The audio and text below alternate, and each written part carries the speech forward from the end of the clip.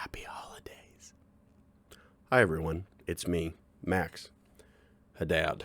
And my mom just gave me this blanket, and I think she expected me to put it in my living room. But I'm in my office way more than I'm in there. So I told her that it's going to sit right behind me, snug against my rump, while I talk to you guys and play video games. So I have a gaming channel, but it's not self-promotion. It's two very different things. Anyways, and she gave me this cup, and I'm drinking coffee at 8 p.m. or whatever. So after posting those last couple of videos, and Peter Mon being the wonderful guy that he is, wonderful friend that he is, and suggesting some of you come over here and pay me a visit, which I really, really, really, really, really appreciate. YouTube is hard work, and it's way harder when you're doing it alone. So thank you, Peter. Thank you, everyone. Thank you. Some of your comments made me think about when I was a teenager, when I first started getting into drugs and alcohol. Same thing. Industry secret. Best known secret or whatever. Alcohol is a drug.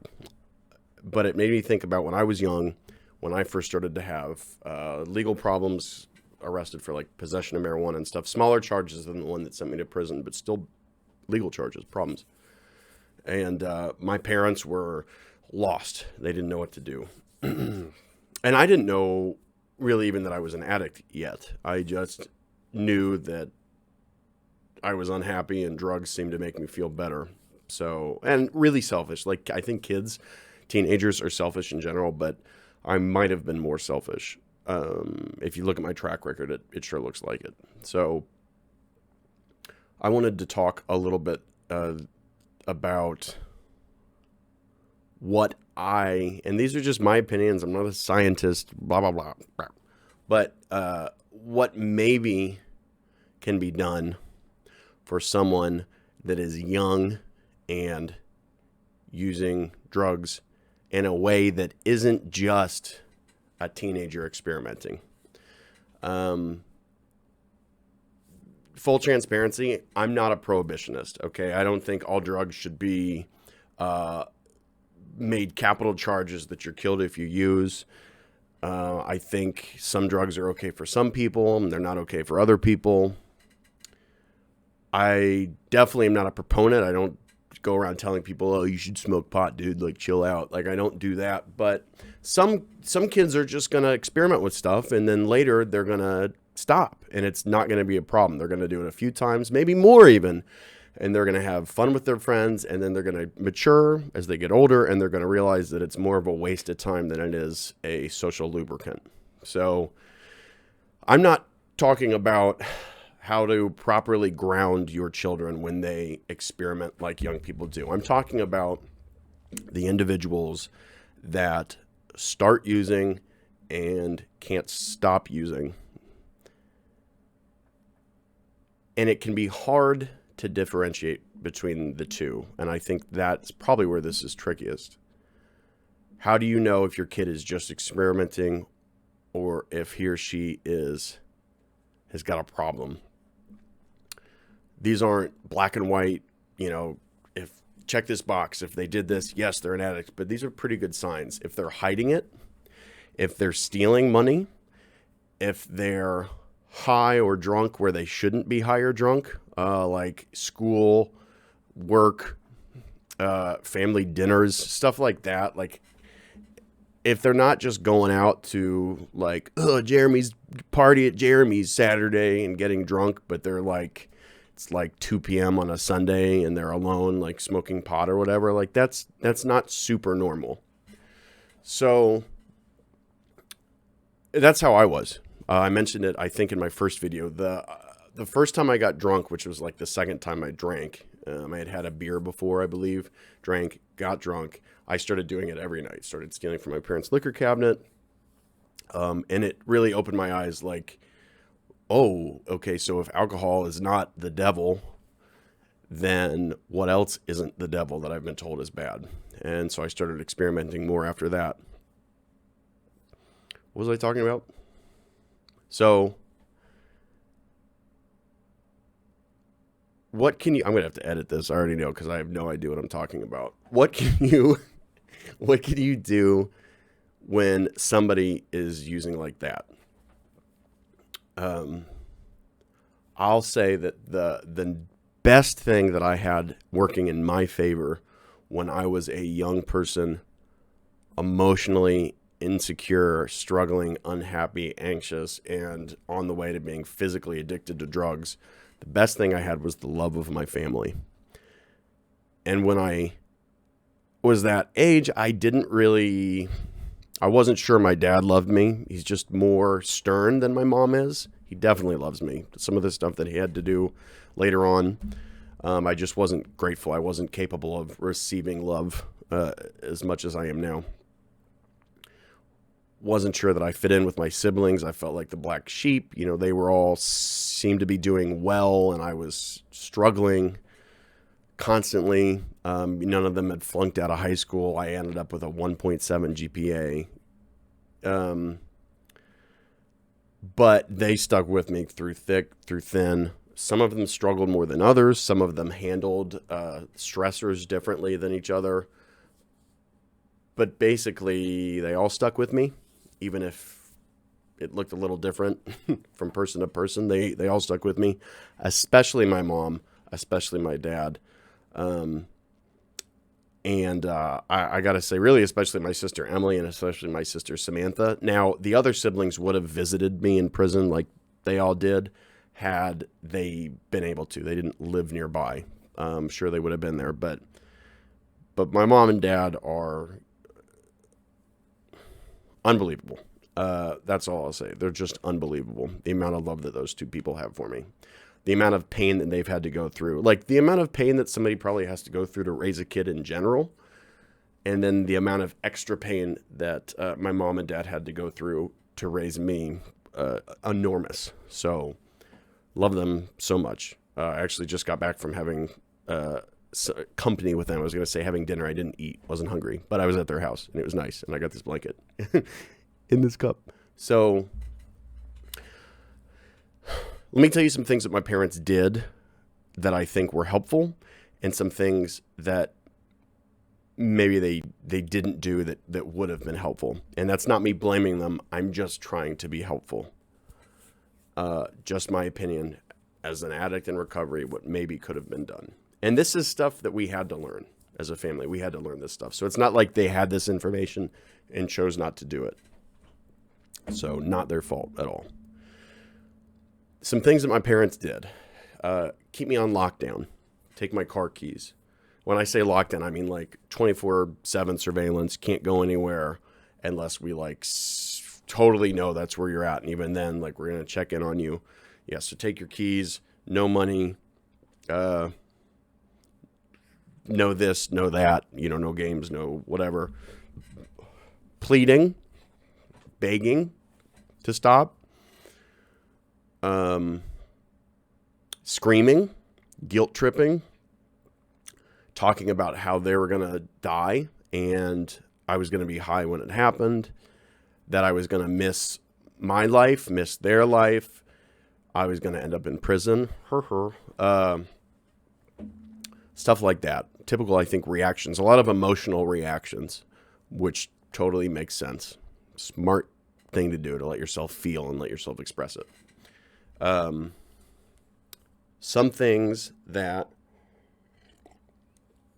happy holidays. Some things that I think they could have done that might be helpful in a bunch of situations where there's a young person who seems to be using compulsively.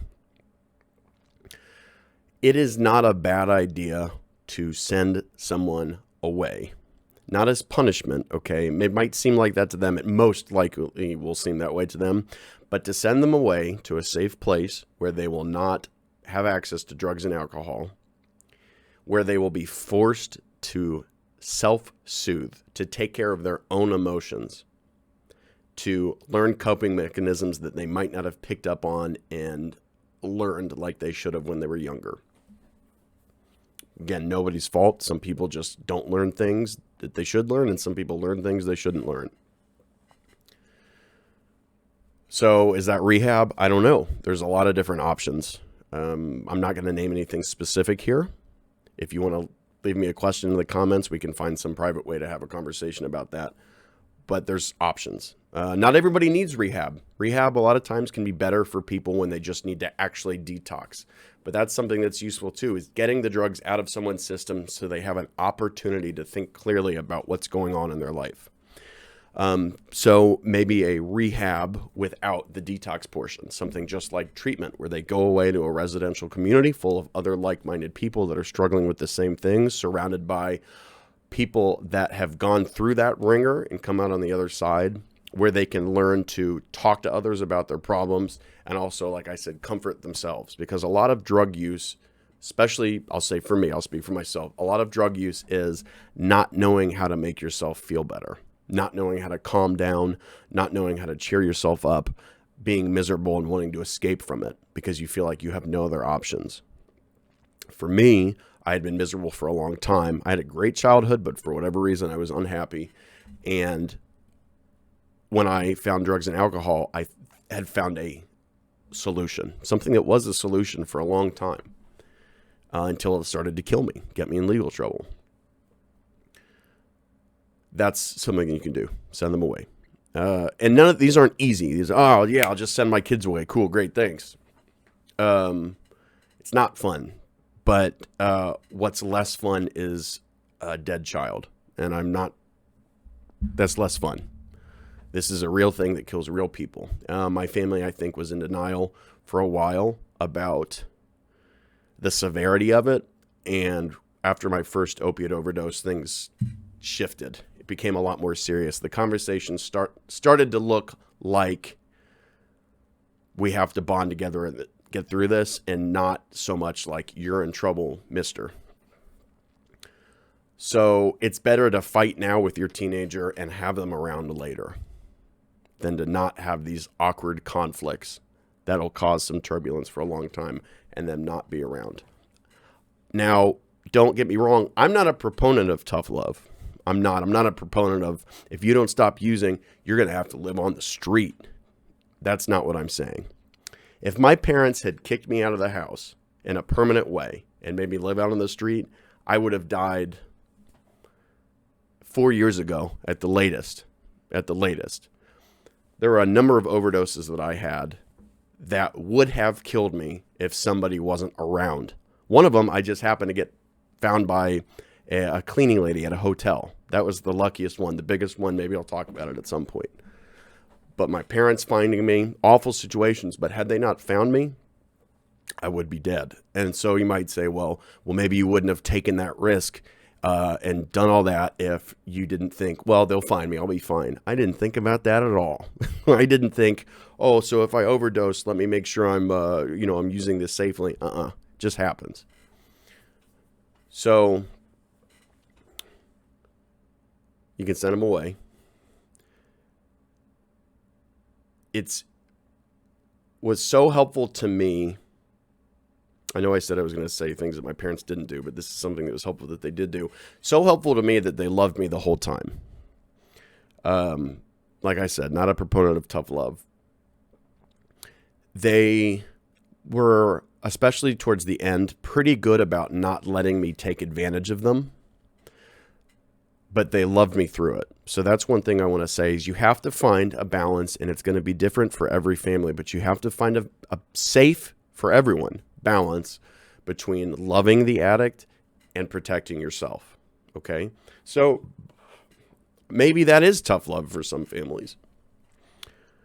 I think that's more of an ego and pride thing, but what do I know? I'm just one dude. And it's worked for people before. So, yeah. Or so I've heard. I don't know any situations where it has, but that's what I've been told.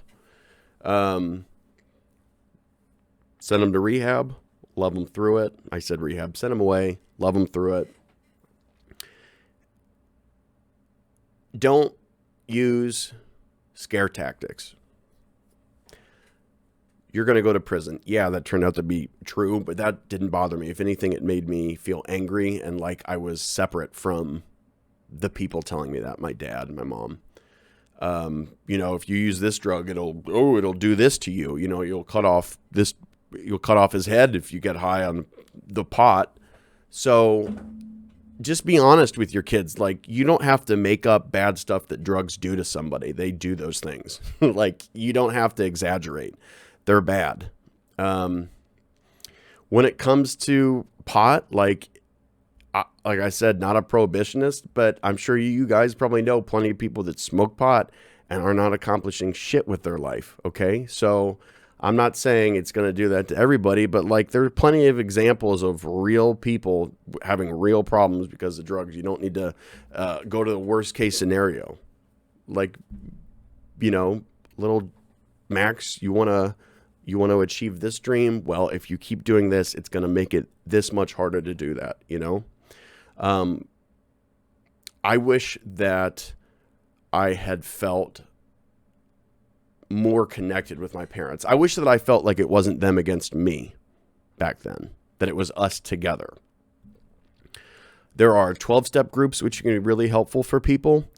I'll say this, I don't think AA is the thing that finally saved my life and kept it saved, but I do think that it was the thing that kept me around long enough until I could figure it out, how to stay sober. Okay, so like, that's not the worst thing.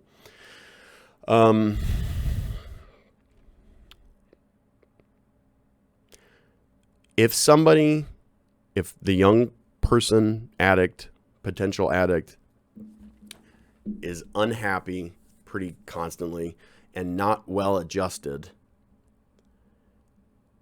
you have to offer them a future that makes sense. Because if somebody's unhappy and they're using drugs to feel better and you're just trying to take the drugs away from them, all you're doing is taking away the one thing that makes them feel better about themselves.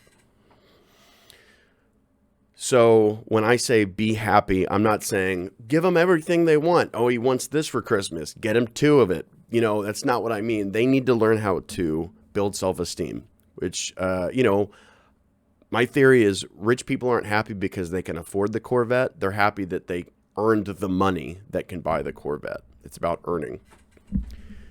Teaching them how to build themselves up. Yeah, celebrate their birthdays. I'm not saying like don't get them Christmas presents. I'm just saying like help this person learn how to be happy. You know, if you're miserable, laying in bed all day isn't going to help.